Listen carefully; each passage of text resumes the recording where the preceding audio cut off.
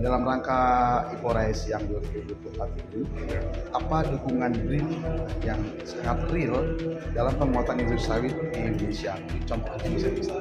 Ya, sebetulnya BRIN berkontribusi dalam banyak hal ya.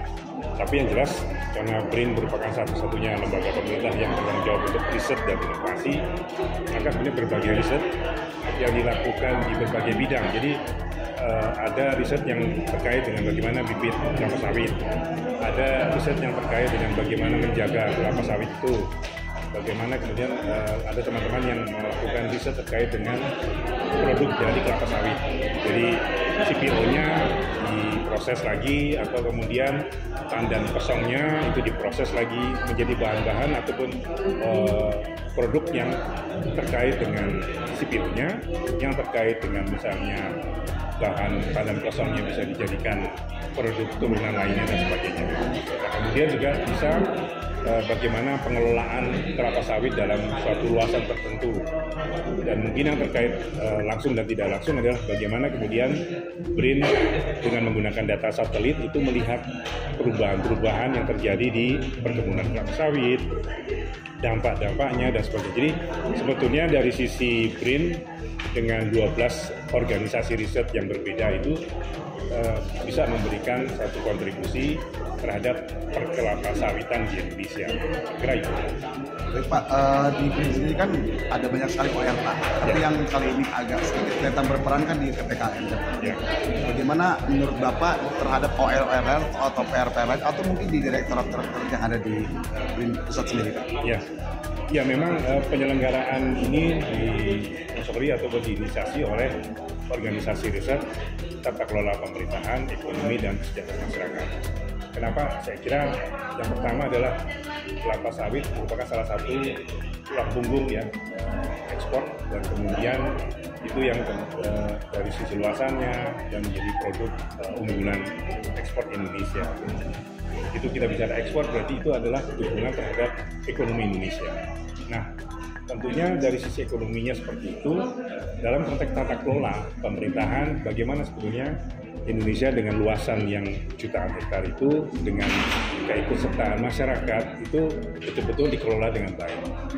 Jadi pengelolaan ini mulai dari bagaimana menghasilkan sebuah perkebunan yang benar, yang baik, yang sustain, tidak mengganggu lingkungan, kemudian masyarakat yang bermata pencaharian sebagai pekebun kelapa sawit bisa mendapatkan manfaat ataupun mata pencaharian yang baik di sana, dan bisa hidup dengan pusat ekonomi atau sumber-sumber ekonomi keluarganya dari kelapa sawit. Nah, di sisi yang lain, kelapa sawit sebagai salah satu andalan ekspor Indonesia, CPO-nya juga bisa dikelolakan dengan baik sehingga tidak ada yang merusak lingkungan, tidak ada yang kemudian memberikan dampak terhadap berbagai hal yang terkait dengan ketenaga kerjaan dan sebagainya. Jadi organisasi riset TKM ini sendiri memang yang tapi tidak bisa sendirian ya. Jadi kemudian teman-teman dari OR ini bergandeng tangan dengan teman-teman dari OR, misalnya pertanian pangan. Di sana ada bagaimana sebenarnya bibit-bibit kelapa sawit yang bagus bisa diproduksi, bisa dicari lagi. Kemudian kelapa sawit itu sendiri, buahnya itu bisa diproses kembali ya menjadi berbagai hal. Dan kemudian kalau kita bicara yang lebih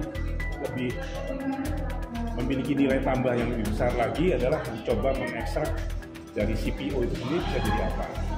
Misalnya kan kita tahu bahan baku untuk kosmetik ya, itu mahal ya, dan kalau bisa diekstrak dari sana itu akan mendapatkan satu nilai tambah ekonomi yang jauh lebih besar daripada jualan CPO saja. Nah kemudian dari situ kita bisa tahu ada malam ataupun lilin untuk membuat batik yang dari CPO atau dari kelapa sawit. Itu kan terkait dengan pencemaran dari limbah batik kalau itu menggunakan bahan-bahan yang diambil dari fosil ya.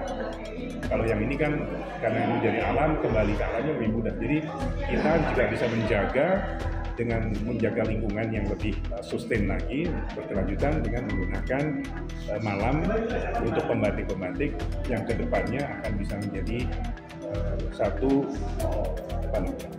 penggunaan dari malam batik menggunakan bahan baku dari kelapa sawit.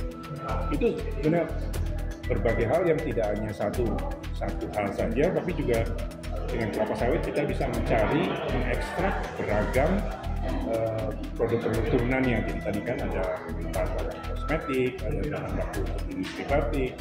Kemudian kita tahu bahwa yang terakhir adalah meskipun ini sedang diatur, bagaimana kemudian minyak kelapa sawit itu salah satu CPO-nya diproses untuk bahan bakar bioaftur dari ASF itu sendiri.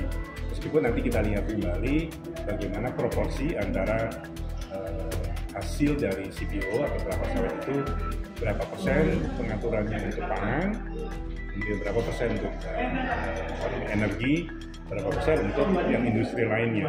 Yang maksudnya yang tadi saya sampaikan bisa dari turunan untuk bahan baku kosmetik, bahan baku kimia lainnya yang tentunya sudah ada di dalam kelapa sawit atau CPO itu.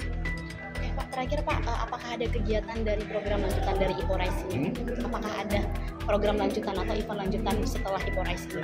Ya, jadi IPORISE ini kan satu pertemuan ya yang terkait dengan pertemuan antara riset, kemudian pemangku kepentingan dengan bidang-bidang mulai dari BRIN, kemudian ada kementerian, ada industri, ada masyarakat, NGO dan sebagainya.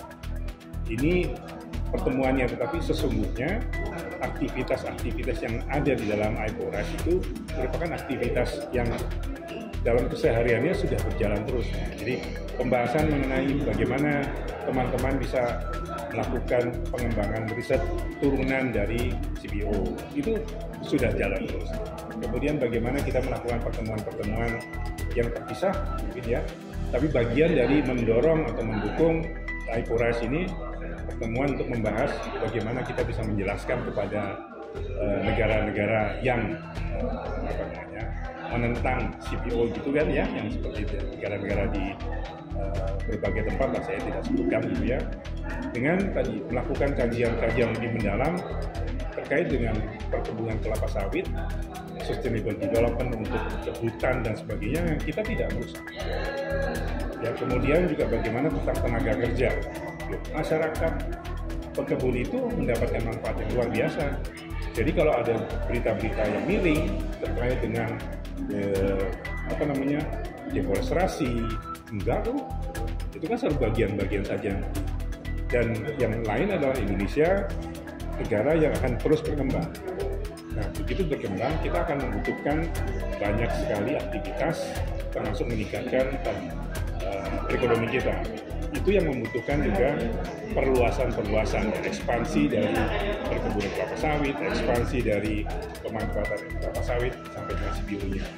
Dengan tentunya semuanya kan dihitung ya.